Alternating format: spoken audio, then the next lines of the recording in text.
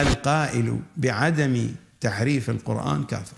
أيها السني، هل تعلم أن علماء الشيعة بيكفروك لأنك لا تقول بتحريف القرآن؟ نعم، يقولون عندنا مئات الروايات عن تحريف القرآن، عندهم أكثر من 2000 رواية، فلو كذبناها كذبنا المعصوم، ومن كذب المعصوم فقد كفر، فمن أجل ذلك نقول بأن القرآن محرف ونكفر كل من لم يقل بأن القرآن محرف. شاهد بماذا يعتبر القائل بعدم تحريف القرآن كافر. قد تقولون وكيف ذلك؟ القاعدة صحيحة. هذا العدد الكبير من أحاديث أهل البيت الذي يتحدث عن تحريف القرآن، وقد استمعتم إلى كلام السيد الخوئي من أن كثرة هذه الروايات تبعث على القطع أن بعضها قد صدر من المعصوم. لو كانت رواية واحدة نحن نقطع بصدورها أو نطمئن بصدورها ونرفض هذا المعنى، إننا نكذبهم، ومن يكذب المعصوم فهو كافر. من يكذب المعصوم فهو كافر.